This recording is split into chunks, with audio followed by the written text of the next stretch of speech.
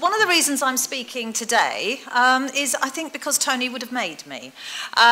When we were planning the conferences we were going to hold earlier in the year, we were having a discussion about the programme. David spoke earlier about the fact we'd put him on after Geese. Well, actually, speaking after Tony at a conference was even worse than speaking after Geese at a conference. Tony was not somebody you wanted to follow speaking, as though those of you that would have heard him, he would have been, well, he was a completely impossible act to follow. So we were looking at the programme, we were sorting out what we were going to do, and it suddenly became horribly obvious that he was expecting me to speak after him. And I was trying to find every which way of getting out of this particular thing. But Tony had a wonderful way of making it absolutely clear that, you know, when you were going to do something, you were going to do something. And he did it in the most charming manner, with a lot of good humour, in such a way that you couldn't say no. And so I suddenly found myself on this programme we were drafting, speaking after Tony. So I thought the very least I could do was to make myself get up here today and to share with you some of the work that we had been doing more recently, particularly for the Children's Workforce Development Council. So that is what I am aiming to do. Tony had a huge influence on me for really many, many years, from back to the early 90s, where I first met him when I was working at the National Children's Bureau. When I went independent, I started to become particularly interested in supervision. I was also thinking about how you kept yourself up to date and enthused when you were working as an independent practitioner. was, I think, probably the only person that could make doing an advanced award portfolio sound exciting. He was so enthused over his own advanced award portfolio that he inspired me to enroll for mine.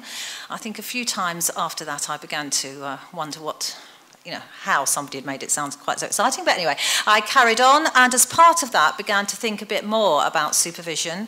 Was particularly interested to try and explore more about the link between supervision and outcomes for children. It seemed to me that we were really, we were talking a lot about how to make supervision better, the things people needed to do, and what I wanted to do was to try and understand what were the really key things that needed to be in place if supervision was going to make a difference to outcomes. So I then enrolled for an MPhil to try and look at that and to research that more. Having done that piece of work, Tony, and I'll show you a slide later, managed to take my dissertation and distill it into 2 sides of A4 in his Staff Supervision in Social Care book, for which I'm eternally grateful because I couldn't have done it at all, and has been an enormous support ever since. And we've been working together for the last couple of years on the NQSW Supervisors Programme with Children's Workforce Development Council, and I think that's been some of the most exciting and enjoyable work that I've done in my professional life. So I thought it would be quite good to focus on some of the things that we'd been thinking about as a result of that. And having tried to tell everybody else what to do, I now can't do it myself. One of the things that we started thinking about when we were putting the CWDC work together was actually reflecting back on some of the work that had been around in relation to what is that link between supervision and outcomes. Now, there is some of the work that has been around. There's been research into other aspects of child protection practice. It hasn't directly been focused on supervision, but there has been some research which has thrown up some quite interesting things about supervision. Judy Gibbs from Australia had hoped to be here today, but unfortunately for family reasons she couldn't. You'll see her on a DVD later. But she did some work into the retention of people in child protection work. And she and Tony did a lot of discussing and working together. And one of the things she found was that, lo and behold, supervision did make a huge difference in relation to staff retention. I've realised that I've managed to go on to 2 slides, but never mind. Right. This links with some of the things David was talking about, so I'm not going to dwell on it. Some of you will be very familiar with the Stanley and Goddard research into working with violence and power in child protection work. Yet again, they found that if emotions weren't dealt with, people would resort to what they described as hostage-like behaviour in their work with families, and were not going to see the impact on the child. And I think the Geese production earlier actually showed that very well. The slide that I skipped over was some of the thinking and the lessons from serious case reviews that, again, Tony and I were thinking about when we were developing our CWDC work, and the fact that it was very clearly coming out from Marion Brandon's work in relation to serious case reviews that supervision could make a huge difference to the way people think, and the phrase that supervision needs to help people to think, to explain, to understand, and to cope with the emotional demands of the job. And those were some of the things that we wanted to make sure were there when we were working with the supervisors of newly qualified social workers. I'm giving up with this. Just to say a little bit about the very small-scale qualitative study that I was involved with. And one of the things that came out from that was that actually when we were looking at outcomes for children, the minimum requirement for good outcomes from just the bit of work I did was that you needed a competent social worker, because I was looking at social work at that point, and you needed good informal supervision structures and a supportive team. That needed to be in place come what may. And to a certain extent, though individual supervision was crucially important, if you had got these other things in place, you could perhaps, and I think particularly the supportive team, the informal supervision structures, we needed to move away from thinking about it only being formal supervision. It needed to be a whole systems approach, I suppose, which is what Eileen was talking about. And I think the other message from this, which is particularly pertinent as things change, is that for most of us, we live in times of change. Teams are constantly changing, structures are changing, and to get that level of competent workers, good informal supervision and supportive team in place is something that tends to go out of the window at times of change. People are often parachuted into jobs where they're feeling very uncertain, where they're feeling they haven't got the skills to do the job. You're often working with new teams, you're having to negotiate new relationships within the team, and people might feel very uncertain about how to use some of those informal structures. So I suppose one of the messages was that really when we are looking at change, good formal supervision that really supports people is absolutely crucial. And of course what happens is often we think about supervision after the event.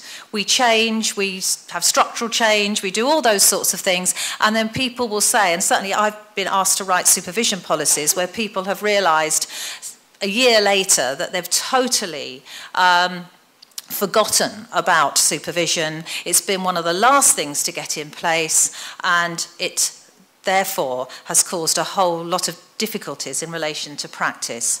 So if we're thinking about supervision and outcomes, trying to get supervision in place, I think one of the key things we need to think about is, let's remember, it's the first thing we need to think about when everything else is changing. I'll just whiz through some of this. The other findings that came out from the bit of work that I did, that, as I say, Tony summarised so nicely, was that actually you needed supervisors who could really understand their supervisees, work with them in an emotionally intelligent way, and could really therefore understand their level of competence and not be in situations where there was a false sense of security about how skilled people felt in their work with children and families. The relationship was crucial, and we needed to think about the supervisory style. Now, this is the table that Tony put together for me. I didn't know he was putting it together, but this was what he drew this out from the work, and I'm very grateful.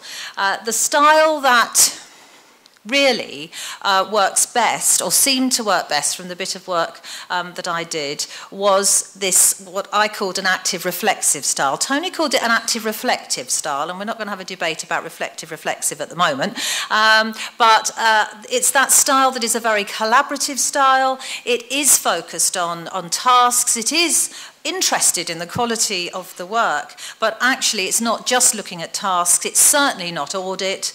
It's a supervisory relationship which allows difficulties, uncertainties, and all the things we've been talking about today to be explored. But of course what we know is that in many instances people slip either into what I call an active intrusive or a passive style, and it's actually quite hard to stay on that middle ground.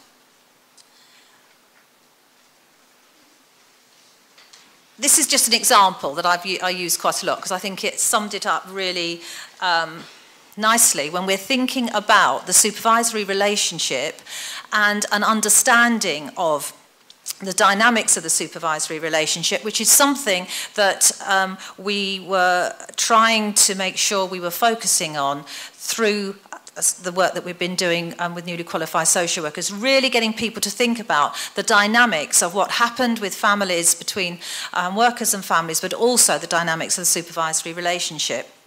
This was a supervisor who had been relatively newly promoted within the team.